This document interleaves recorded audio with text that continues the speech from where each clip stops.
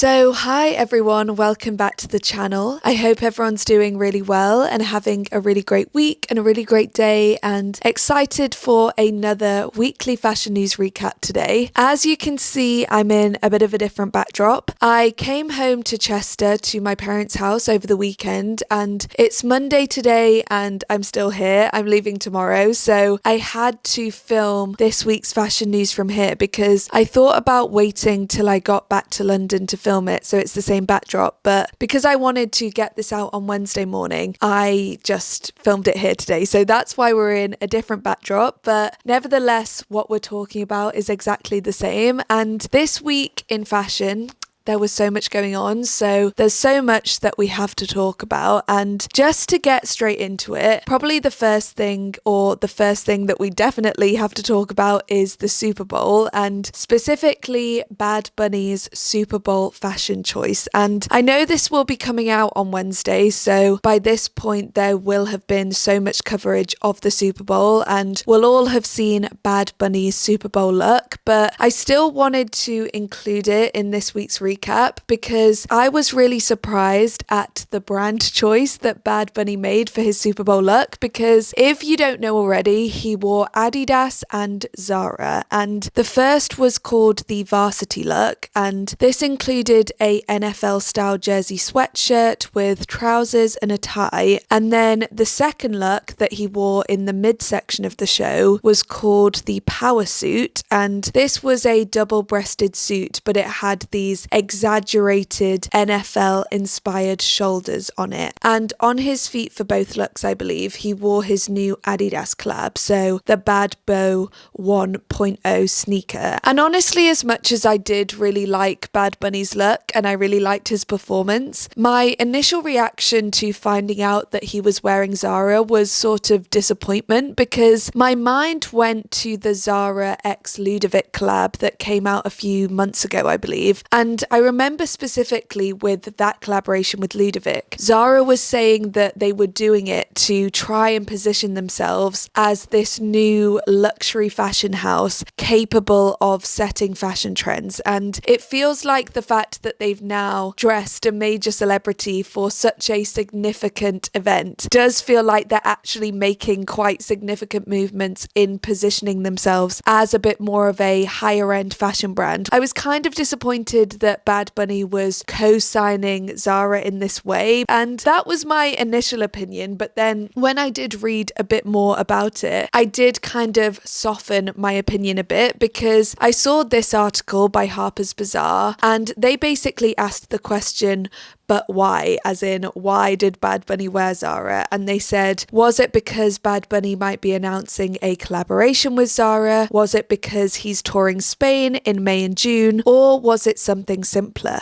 They said maybe Bad Bunny wanted to wear something truly accessible to millions of people watching around the world. There's something powerful about one of the world's biggest artists on one of America's biggest stages wearing something that fans can actually buy and wear in everyday life. If Lady Gaga supporting an independent designer was important for visibility, then Bad Bunny wearing Zara says something about his ability to bring people together through music, culture, and fashion. So yeah, obviously reading that did soften my opinion a bit, but to me, just the fact that it was Zara and Zara is getting all these luxury cosigns in a way does just annoy me still, and I just don't want Zara to be seen as a luxury brand or try to position itself in high fashion. It's just really annoying, but apart from that, I did like the look and of course loved the performance as well. And then next we just have to have a moment to talk about Margot Robbie's Wuthering Heights press junket looks, because honestly I think that every single one is just getting better and better, and I'm truly obsessed with every single look, and I'm really honestly so excited to see the film this weekend. I think it's going to be so great. But really, in terms of her recent looks, I think it comes down to her stylist, so Andrew McCalmal, I believe he's called. He's actually the same stylist that she worked with for the Barbie press tour, and honestly I just think that Margot Robbie really suits this kind of gothic romantic style. I'm so obsessed. So she wore a Batwing Roberto Cavalli mini dress, a feathered Victoria Beckham look, a gothic lace McQueen gown. She also wore a crimson snakeskin Delara piece that immediately caught my eye, and she also wore this small designer, Margot, and also a Schiaparelli bustier gown as well, as highlighted in this day's article. But hands down, my favourite look that she's worn is this John Galliano spring 1992 look. I am truly so obsessed with this, and even though it is styled in almost the exact same way to how it was styled on the runway, I feel like it still feels very 2026. Like I could see someone wearing this or styling an outfit in this way at an event or a fashion show. So I am really obsessed with this look, clearly, and honestly I just think that she's killed it for this press tour and her stylist as well. The next thing that I had to talk about this week is the ski wear boom and fashion's ever-growing obsession with ski wear. And I know that my friend Katie just did a really interesting video on this topic, and also I'm pretty sure that I had brought up all of these ski wear collabs in a previous fashion news recap as well, but I wanted to mention this again because I first started noticing all of these different ski collaborations pop up at the end of last year, and I thought to myself, is fashion always obsessed with skiing at this time of year and I've just never noticed it? Or is there this greater focus on ski wear at the moment than usual? And then I was thinking about this, and then I saw this Vogue article that was titled something like "For Fashion, Ski Wear is Booming." So that kind of answered my question, and this is a really interesting article because in this article Madeleine Schultz explains that the ski season is now becoming this major selling period for luxury brands, and also luxury consumers are more interested in building up their ski wardrobe, which is really interesting. And in the article specifically, it also highlights new collections from Perfect Moment, Moncler, K-Way and Armani as well that are all leaning heavily into technical ski wear collections. And also recently, some other collabs that I've noticed is the Jacquemus and Nike collab, Skims and the North Face, Arc'teryx and Atomic, and also brands like JQ and Louis Vuitton have also now released ski-specific collections and ski-inspired wear. And honestly, the list just goes on and on. There are so many examples of really fashion-focused but ski-inspired collections this season. And something else that's really relevant to talk about this week with this ski wear obsession and fashion is fashion's presence at the Winter Olympics. So obviously the Winter Olympics has just kicked off in Milan, and Armani really took center stage at the opening ceremony. So there was already a really strong fashion presence there, but I also believe it's coinciding with a load of Milan Fashion Week events as well, which just shows that there will be this connection between this sporting cultural moment and Fashion Week. So there's already more ties there, and also there's been a load of really interesting designers designing kits, I believe. One that really stood out to me was this one by the designer Stella Jean. I really recommend going and reading this day's article on it because yeah,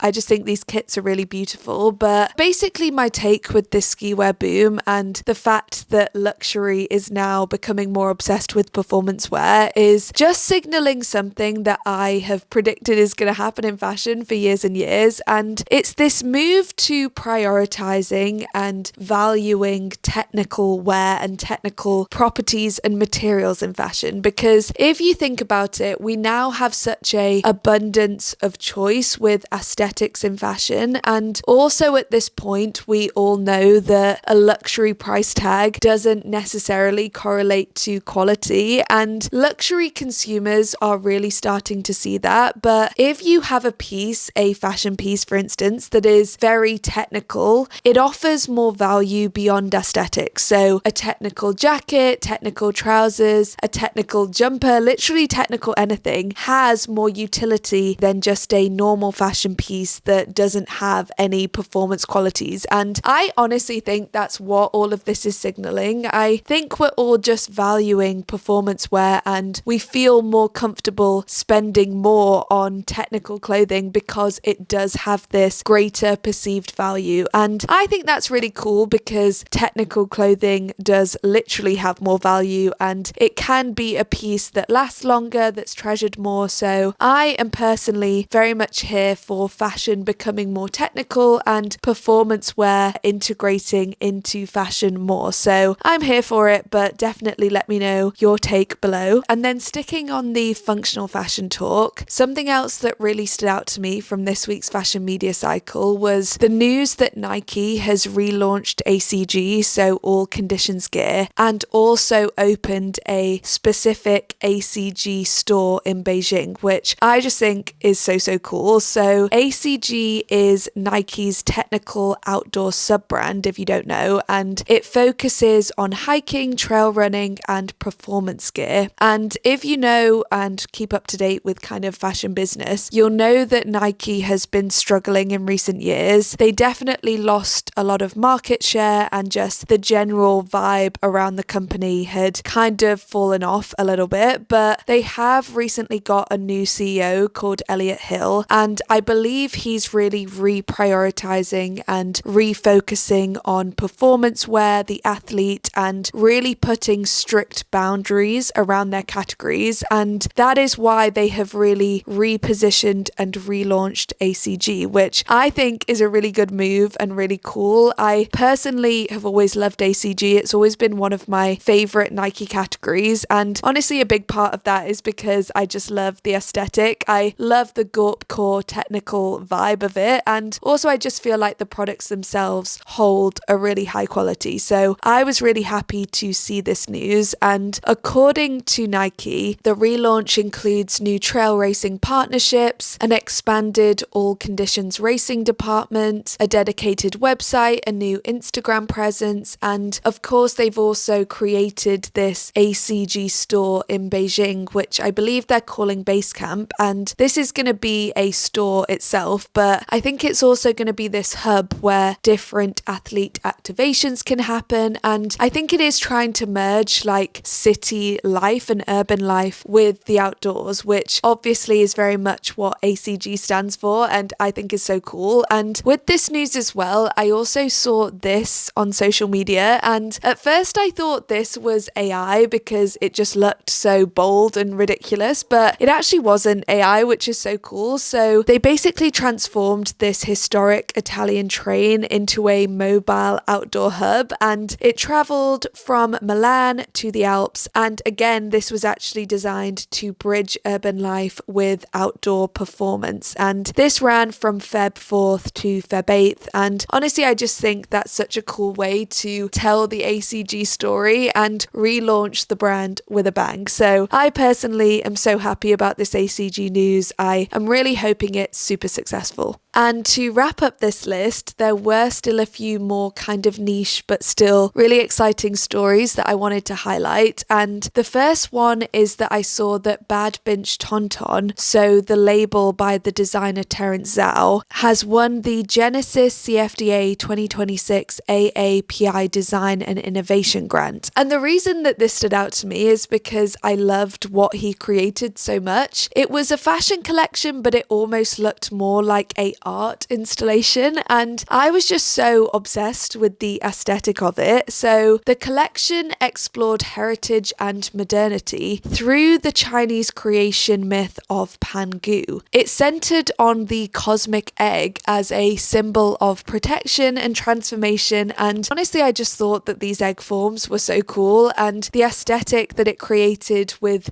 the beautiful pieces in the egg were just so cool. So I see why he won this for sure. And also more CFDA news actually. I've seen that they've just announced a collaboration with OpenAI. So basically they've launched this 2-year innovation hub that's designed to pair designers with AI builders to develop practical and creative solutions for the fashion industry through AI. And the reason that I really like this news and why I wanted to spotlight it this week is because I know that there is so much kind of negativity surrounding AI in creative fields and in fashion. And of course, this is so understandable and I totally get why, but I do think that AI can still be used with human-led creativity, and also when it's used in a unconventional way, it could actually pose some really interesting potentials and possible futures for how we use AI in fashion design. And the reason that I say this is because for a short while I worked for this really cool exhibition